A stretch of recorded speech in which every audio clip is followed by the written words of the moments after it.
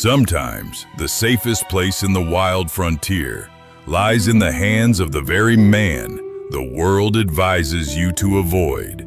19-year-old Nora Bell was thrown into this canyon in the dead of night, burdened with the blood debt of her deceased father and a wedding dress she never wanted to wear. She believed she had been sold to a ruthless Apache to settle a debt. Her freedom, her possessions, and even her life were now as fragile as a tent flap fluttering in a storm. But the blade did not find her. The man whom the white people called a barbarian silently laid down his weapon, extinguishing all the prejudices Nora had ever been taught. "Oh, if you want to leave," Ash said, breaking the suffocating silence. "Keep the knife, the horse and warm blankets are just outside." Nora stared up in stunned disbelief. In her world, men used debt and violence to bind women. No one had ever given her a weapon or given her the right to leave. Ash turned and walked out the tent flap, leaving her alone. But before the flap fell, he stopped. "Silas Voss didn't bring you here to be the wife of someone like me," he said without turning. "He needs your signature." Ash's words were like a bucket of cold water thrown on the truth Nora was trying to hide. Silas Voss, the most powerful rancher in the valley, wasn't hunting her for love, nor for a small debt. Beyond that canyon, a network of greedy individuals is tightening its grip on the land's only source of life, water, and they are unaware that the bride they perceive as weak and submissive carries a weapon capable of incinerating their entire empire. But could a piece of paper hidden in her skirt and a dubious survival agreement be enough against the guns pointed toward the canyon? In this harsh frontier, water is not just life. Water is religion. Water is law. Stepping out of the false protection of the civilized world, Nora sees for the first time the true price of survival. No one here wastes a drop of sweat, and her presence, a white woman carrying trouble, is clearly unwelcome. They know she is the spark that could burn down the entire canyon. For those who have lost most of their homeland, a stranger always means betrayal. But Nora doesn't bow her head and cry. She learns to grind corn, learns to grit her teeth and endure the bleeding blisters on her palms, because she knew that the pain of honest labor was 100 times more bearable than the humiliation of being treated as a commodity used to pay off a debt. But the real threat didn't come from the suspicious glances in the camp. Ash didn't need words to explain. The Apache wore soft leather shoes. Only white men's boots had iron spikes in the heels. Someone had secretly infiltrated this canyon last night. A chill ran down Nora's spine. SV, Silas Voss, Voss Land and Livestock Company. The truth was stark and cruel. The wealthy creditor from Tucson hadn't sent people across dozens of miles of desert just to reclaim a runaway bride. He was surveying the area.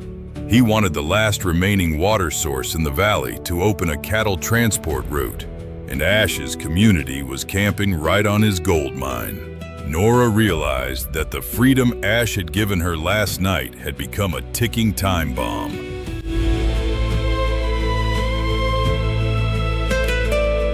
The letter was unsigned, but its message was as sharp as death's scythe.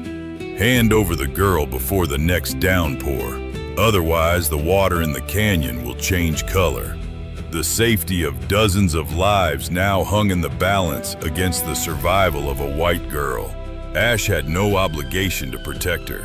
He only needed to hand her over to secure peace for his tribe. Caught between honor and annihilation, what choice would Ash, a man accustomed to silently bearing suffering, make? Silas Voss's threatening message hung over the canyon's edge, but Ash didn't plunge the community into panic. He understood that before facing the guns of the white men, they had to survive the wrath of nature. Instead of hiding Nora in a safe corner, Ash chose to teach her the rules of the desert. He showed her how to read the dried mud marks on cliffs to know how high the floodwaters had risen. He taught her to look at clouds to distinguish between a harmless shower and a flash flood silently building up upstream. In response to Ash's guidance, Nora used the very weapon she had been trained in since childhood: numbers. The knowledge that white people often use to extort money and deceive the natives now became their shield. Nora quickly checked the food supplies. She discovered that the moisture from the stream had spoiled a third of the flour.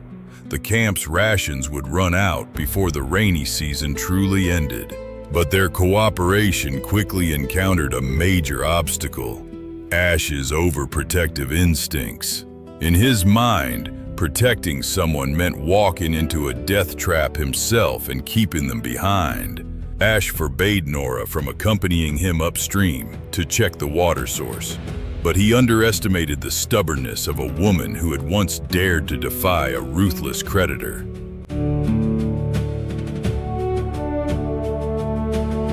"Don't make decisions for me."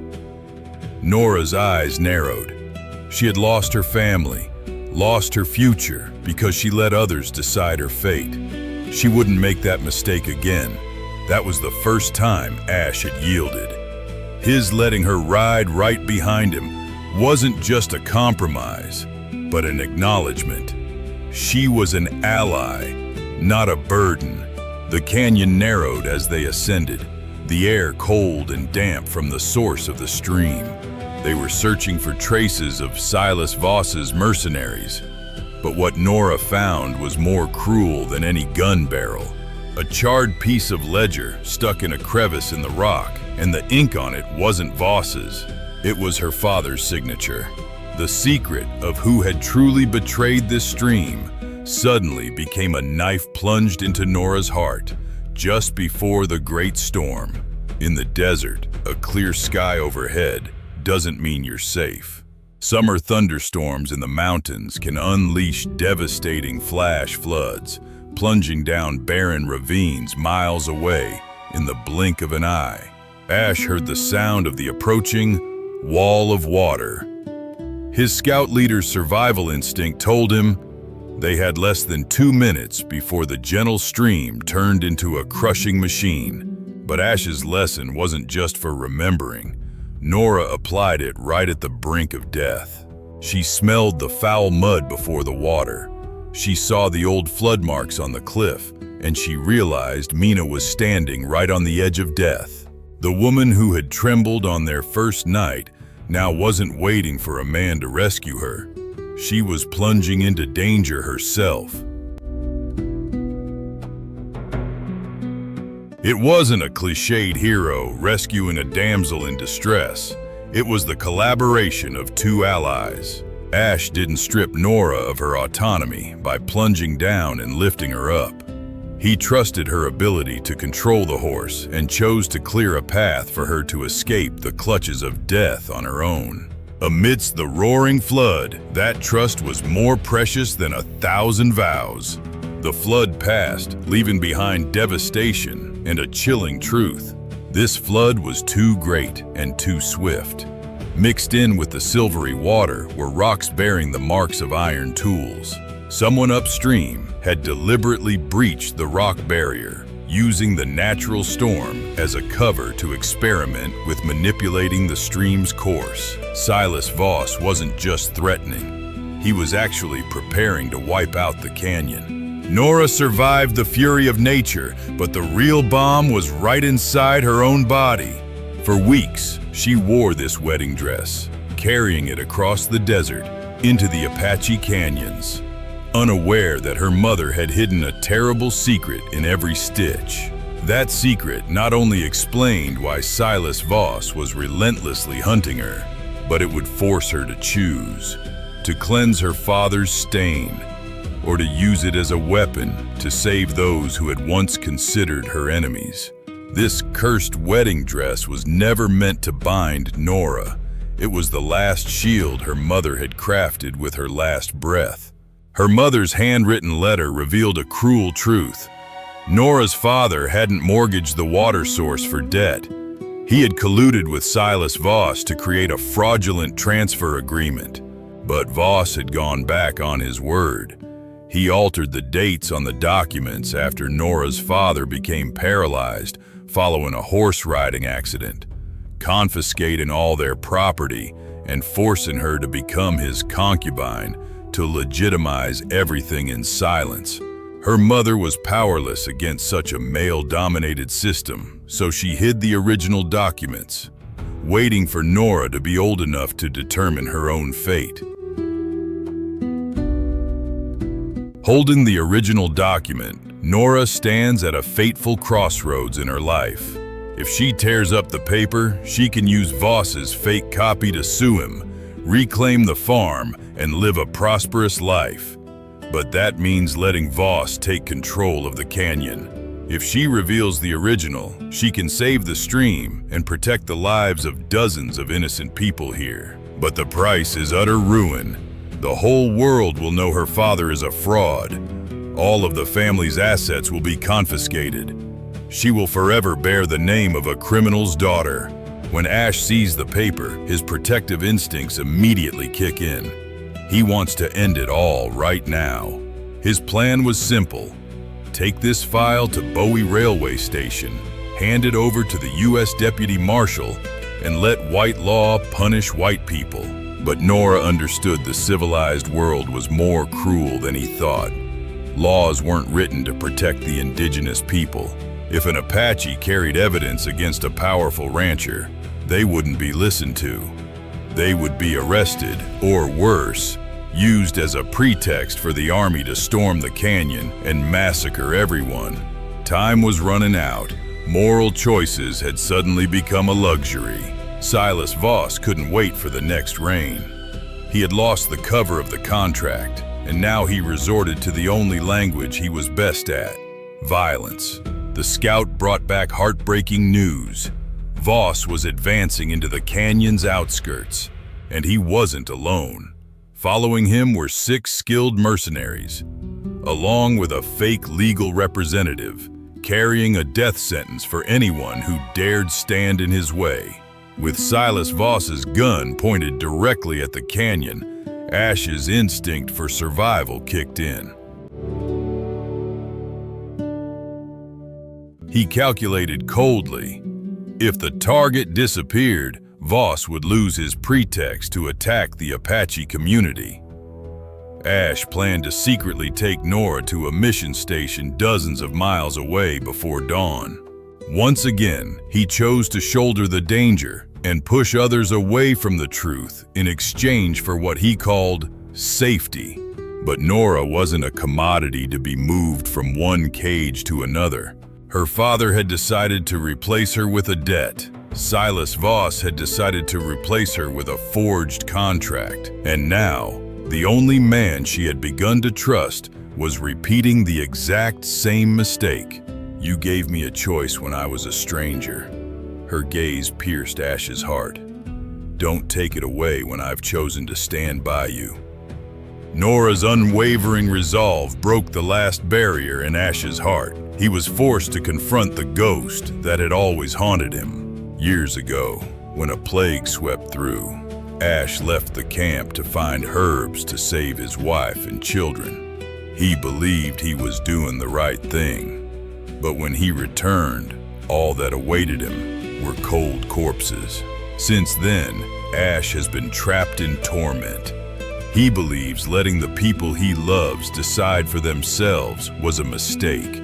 He must take control. He must act first, because he fears that one day he will return too late. Nora doesn't use tears to comfort his wounds.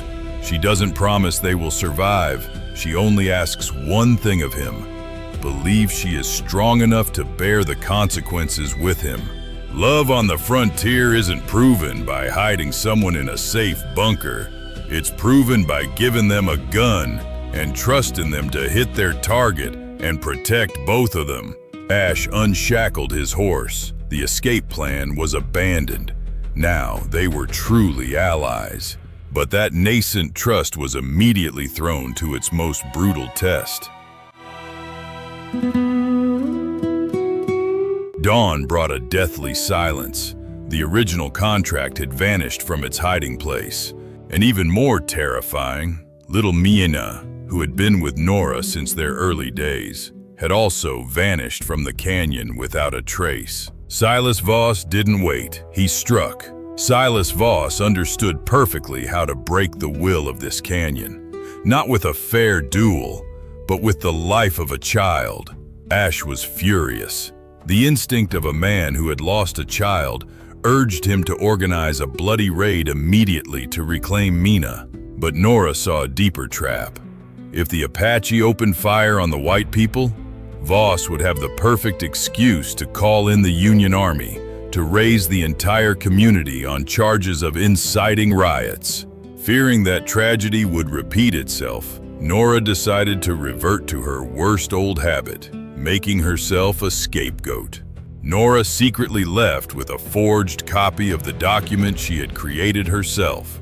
She had a naive trade plan in mind. She would hand over her signature, completely relinquish her inheritance rights to the farm, and remain silent forever.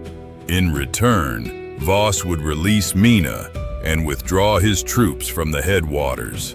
It was an act of extreme courage, but a fatal mistake. Nora had underestimated the bottomless cruelty of greed. Voss kept half his promise. He released the child. But immediately, the steel trap snapped shut. No agreement was ever respected. Those accustomed to ruling by force would never negotiate with prey once it had walked into the cage. He didn't even bother to check whether the paper on the ground was original or a copy, because he was already one step ahead of her. "Do you think I really needed that paper to claim a stream?" Voss scoffed. He revealed a chilling truth. His team wasn't here at all. They'd taken the dynamite explosives upstream in the canyon last night. Just one thunderstorm tonight, and they'll detonate the rock barrier. A massive flash flood will be created, wiping out the entire Apache community without a trace of massacre. The dry clang of a lock echoed, followed by the rumbling thunder that shook the ground. Inside the dark house, Nora realized her foolish sacrifice had deprived the canyon of its last warning. The hunting knife Ash gave Nora on their first night wasn't meant to help her escape a forced marriage. It was meant to sever the bonds of resignation. Nora was no longer prey waiting for others to decide her fate. She had made a mistake trusting Silas Voss, and now she would atone for that mistake with her own life. Ash had tracked the henchman's tracks and found the source. Here, he faces the greatest test a protector can ever take on. A warrior's instinct urges him to pull the trigger, to eliminate those who threaten his family's lives. But if he chooses revenge, the cliff will explode. He was forced to make the hardest choice, to abandon being a punisher and become a savior. The explosives had been neutralized, but human destruction had fueled nature's fury. The cliff crumbled, a raging wall of water carrying tons of mud and rocks plunged straight down the canyon. Thanks to Ash's warning shot, the Apache community gained a few precious seconds to herd the elderly and children to higher ground. And at that critical juncture, all structures of power and prejudice were swept away. The white woman, considered weak, used her learned survival skills to guide the indigenous people to safety, and the great Apache warrior, who always considered himself entitled to save others, was now being swallowed by the water. It wasn't a man's hand that pulled the woman up from the abyss. It was Nora, along with the strength of the tribal women, who saved the chieftain's life. Salvation belonged to no one in particular. When they stopped trying to be each other's sole hero, they created an unbreakable force. Silas Voss had lost to nature, but he intended to use the final shot to end everything. He didn't know that Nora's most fatal move wasn't the exchange at the log cabin. A few days earlier, realizing the importance of the file, she had secretly made a copy and sent it to the carriage station via a trusted messenger. The federal vice marshal had arrived, not to arrest the natives, but to handle a case of federal land fraud. To completely defeat Silas Voss, Nora had to pay an extremely high price. She boldly and publicly exposed her father's crimes before the law. By admitting the documents were fake, she officially relinquished her inheritance of the Hale farm, forfeited all family honor, and left herself penniless. But seeing Mina's faint smile, Nora knew she had just made the best deal of her life, exchanging a piece of paper for the lives of an entire community. The violence ended without another death, but before leaving, the vice marshal left a cruel warning about the harsh reality of the West. This paper will send Voss to jail, but it will only protect this stream from him, not this canyon from a white legal system.